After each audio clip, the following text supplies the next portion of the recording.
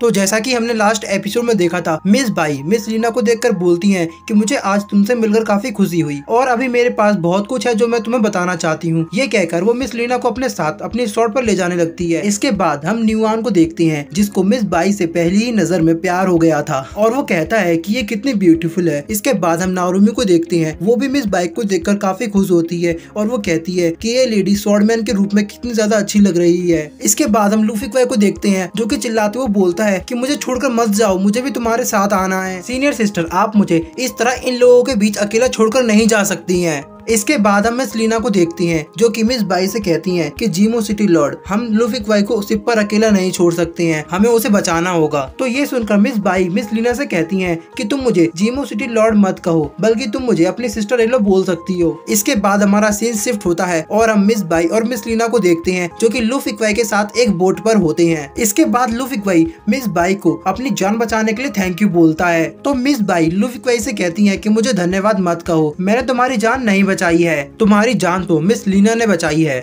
इसके बाद मिस लीना अपनी आंखें खोलती हैं और वो मिस बाई से कहती हैं कि जब दूसरे भाई ने एकेडमी छोड़ी थी तो उसके बाद मैंने दूसरे भाई को कभी नहीं देखा, क्या आपको उसके बारे में कुछ पता है? तो लूफी क्वाई उछलकर कहता है कि मुझे पता है, मैं जानता हूँ, मैंने टी हाउस में मास्टर सू को इस बारे में बात करते हुए सुना है। वो किसी एकेडमी के दूसरे डिसेबल के बारे में बात कर रहे थे और मुझे लगता है कि वो आपके भाई ही हैं। इसके बाद मिस लीना उसको बताती हैं कि मेरे भाई ने जब एकेडमी छोड़ी तो वो हर जगह के सबसे पावरफुल मास्टर्स के साथ मुकाबला करते थे और इसी तरह वो जीमो सिटी पहुंचे जहां उन्होंने बाई यू के साथ मुकाबला किया। लेकिन उस मुकाबले में मिस बाई यू ने मेरे दूसरे भाई को हरा दिया। लेकिन इससे मेरा भाई बिल्कुल भी खुश नहीं था और वो बाई यू को दोबारा चैलेंज करता है, लेकिन उसकी हालत दोबारा लड़ाई करने लायक नहीं थी, इसीलिए उसको जीमो सिटी में ठीक होने के लिए छोड़ दिया था। 7 दिनों बाद जब वो दोबारा ठीक हुए तो उन्होंने फिर से जीमो सिटी लॉर्ड को मुकाबले के लिए चैलेंज किया, लेकिन इस बार उनका मुकाबला काफी देर तक चला और बहुत सारे लोग उनको मुकाबला करते हुए देख रहे थे। तभी दोनों ही लोग ने अपनी स्वॉर्ड को एक ही साथ पीछे खींचा और ये मैच ड्रॉ हो गया। तभी लूफी क्वाई कहता है, ये कहानी तो एक नदी और झील की तरह काफी अच्छी है और मुझे इस बात की खुशी है कि रेड स्वॉर्ड फेरी आज हमारे सामने बैठी हुई है। तभी मिस बाई खड़ी होती हैं और वो मिस लीना से कहती हैं कि लूफी क्वाई मार्शल आर्ट में कमजोर है लेकिन वो काफी हैंडसम है। तो ये सुनकर लूफी क्वाई थोड़ा सा शर्माने लगता है। इसके बाद मिस बाई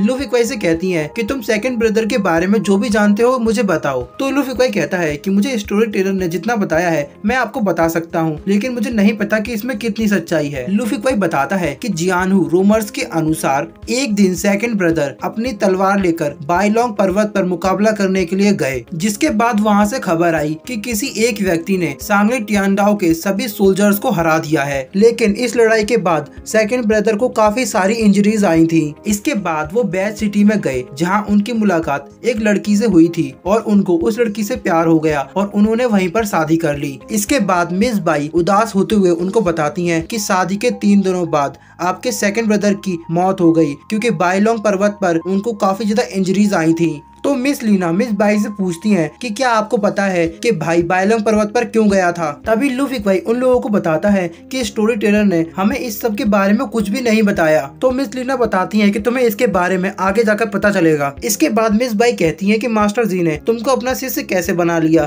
तुम्हारी मार्शल आर्ट तो काफी ज्यादा बेकार है। तो लूफी क्वाई मिस बाई को बताता है कि मास्टर जी ने मुझे बताया है कि इस पूरी दुनिया में स्वॉर्डमैनशिप के केवल 3 ही स्टेप हैं, जिसमें हमें अपनी स्वॉर्ड को सबसे पहले मयान से निकालना है और उसे स्विम करना है और 3rd स्टेप में हमें अपनी स्वॉर्ड को वापस मयान में डालना है। और मैं पिछले 10 सालों से इन तीनों स्टेप को अच्छे से फॉलो कर रहा हूँ। तभी मिस बाई खड़ी होती हैं और कहती हैं कि अगर मार्शल आर्ट इतनी ज्यादा बोरिंग चीज होती तो इतने सारे सेक्ट ने इतने सारे मूव्स को क्रिएट नहीं किया होता। ये सुनकर लूफी क्वाई कहता है, आपका कहने का क्या मतलब है, क्या मास्टर ने मुझे धोखा दिया है? तभी मिस बाई कहती हैं कि मास्टर जी बेहद ही ज्यादा चालाक हैं और मुझे नहीं पता कि उन्होंने तुम्हें इतना बेकार तरीका क्यों सिखाया है, जरूर इसके पीछे भी उनकी कोई ना कोई वजह जरूर होगी। तभी लूफी क्वाई कहता है कि हो सकता है कि ये कोई नई टेक्निक हो जिसे मेरे मास्टर ने बनाया है और उन्होंने इसीलिए मुझे ये सिखाई है। तो ये सुनकर मिस बाई कहती है कि चलो देखते हैं कि तुम अपनी स्वॉर्ड को कैसे कंट्रोल करते हो। और वो ऐसा कहते ही अपनी पावर से उसकी स्वॉर्ड को उसके मयान से निकालती हैं और उसी के सर पर पॉइंट करती हैं। तो ये देखकर लूफी क्वाई काफी डर जाता है। तो ये देखकर मिस बाई अपनी स्वॉर्ड को वापस खींच लेती हैं और कहती हैं कि तुम चिंता मत करो, तुम बिल्कुल सेफ हो, मैंने बस स्वॉर्ड एनर्जी को तुम्हारी आइस ब्रोज में डाला है। तभी मिस बाई लूफी क्वाई से पूछती हैं कि तुम मुझे ये बताओ तुम किस तरह की इनर मार्शल आर्ट का यूज करते हो। तो लुफिक भाई बताता है कि मैं जो मार्शल आर्ट का यूज करता हूँ वो बेहद ही ज्यादा अजीब है। कभी कभी मुझे समझ नहीं आता कि मेरे साथ हो क्या रहा है। लुफिक भाई उनको बताता है कि मैं किसी की भी एनर्जी को अपने अंदर स्टोर कर सकता हूँ, लेकिन मैं उसको ज्यादा समय तक अपनी बॉडी पर नहीं रख सकता। वो ऑटोमेटिक मेरी बॉडी से निकल जाती है और अगर मैं गलती से कभी सो जाऊं तो मेरे अंदर कुछ अलग पावर आ जाती है और मैं एक मॉन्स्टर जैसा बिहेव करने लगता हूँ। तो ये सुनकर मिस बाई कहती हैं कि लगता है तुमने फेरी बुक को पढ़ा है। तो लुफिक भाई कहता है हाँ बिल्कुल, मैंने फेरी बुक को बहुत अच्छी तरह से पढ़ा है। इसके बाद लुफिक भाई मिस बाई से पूछता है कि क्या आपको पता है कि ये किस तरह का मैजिकल मार्शल आर्ट है। तो मिस बाई बताती हैं कि ये किसी भी तरह का मैजिकल मार्शल आर्ट नहीं है, बल्कि इस पूरी दुनिया में मैजिक कहीं एग्जिस्ट करता ही नहीं। तो मिस लीना मिस बाई से पूछती हैं कि आज तक हम जिस मैजिक को देख रहे हैं वो क्या है। तो मिस बाई बताती हैं कि मैं तुमको इसके बारे में बाद में कभी बताऊंगी। इसके बाद मिस बाई लुफिक भाई से पूछती हैं कि क्या तुम्हें फेरी बुक मास्टर जी ने दी थी। तो लुफिक भाई बताता है कि मास्टर जी उस बुक को खास मेरे लिए सांगली टियांडाओ से चुरा कर लाए थे, लेकिन वो बुक सिर्फ आधी थी। ये सुनकर मिस बाई हंसती हैं और कहती हैं कि मुझे समझ में आ गया कि मास्टर जी ने तुम्हें मार्शल आर्ट क्यों नहीं सिखाया। असल में मास्टर जी को स्वॉर्डमैनशिप के बारे में कुछ पता ही नहीं है। तुम इतने सालों से सिर्फ उस आधी फेरी बुक को ही प्रैक्टिस कर रहे थे, लेकिन तुम्हारी किस्मत अच्छी है जो तुम मिस लीना के साथ मुझे यहाँ मिल गए। तुम चिंता मत करो, मैं तुम्हें सिखाऊंगी कि असल में स्वॉर्डमैनशिप क्या होती है। तो ये सुनकर लुफिक भाई काफी खुश होता है और वो कहता है कि एक स्वॉर्ड इमोर्टल मुझे खुद स्वॉर्डमैनशिप सिखाएगी। मैं इस बात से बहुत खुश हूँ। इसके बाद हमारा सीन शिफ्ट होता है और हम एक लड़के को देखते हैं जिसको मिस बाई के आने की खबर मिली थी। तो वो मिस बाई का स्वागत करने के लिए गेट पर जाता है। वो गेट पर पहुंचकर देखता है कि मिस बाई के साथ और 2 डिसाइबल आ रहे हैं। तो वो पूछता है कि क्या तुम किसी स्कूल से हो? मैं भी अपने स्कूल से 10 साल पहले यहाँ आया था। अब मिस लीना उसको देखकर उसके नजदीक आती हैं और वो उसको देखकर उसे ग्रीट करती हैं और कहती हैं सीनियर मो बाई, मेरा नाम मिस लीना है और मुझे आपसे मिलकर काफी खुशी हुई। ये सुनकर वो लड़का मिस लीना को पहचान जाता है और कहता है ये तो मेरी जूनियर मिस लीना है। और इसी के साथ हमारा आज का ये एपिसोड यहीं एंड हो जाता है।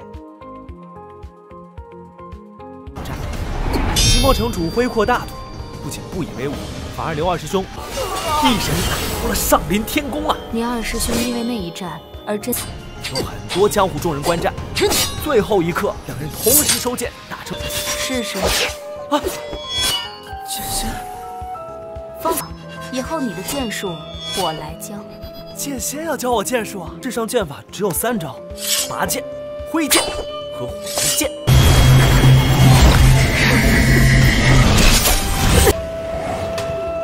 久违了呀！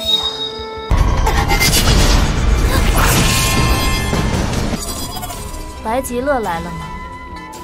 赫连习月来了吗？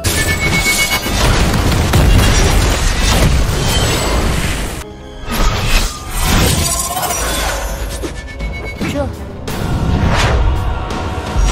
你，我有很多话要与你说。 二嫂，救我师弟！后我便再也没有见过他。